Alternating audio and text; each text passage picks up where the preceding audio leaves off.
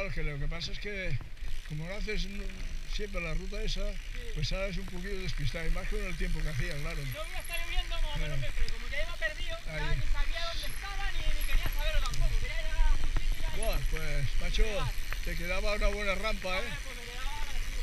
Ahí hay una rampa de 26%, ¿eh? Yo este sí quedaba. Madre mía. A Sant Jaume de Bayonesta. Sí, sí.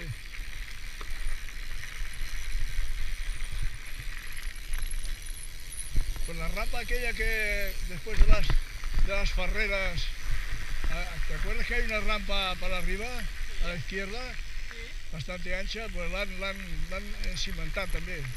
Para los camiones forestales. Sí, seguramente. Sí, porque para nosotros no. Aquí el barranco te decía, tírate por aquí. Vaya. Maricón. Quita sopas. Va a tirar yo por ahí, coño.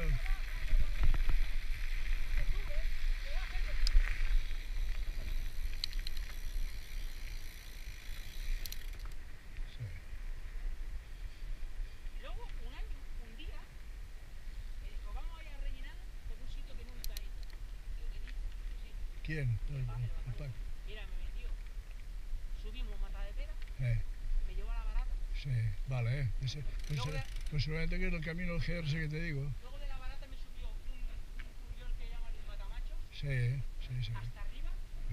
Luego me ¿Qué? Fem aquí el millor. Luego me hizo subir el camino hasta una fuente que no sé cómo se llama. ¿Matarrudona? Luego me llevó un Panamata. Sí. Por ahí arriba. Sí, bueno, la mata. Hasta llegar a los Obis, enfrente de los Obis. Sí. Y enfrente de los Obis ya me cogió y me hizo coger, y cogimos el camino real. Sí, el camino del GR.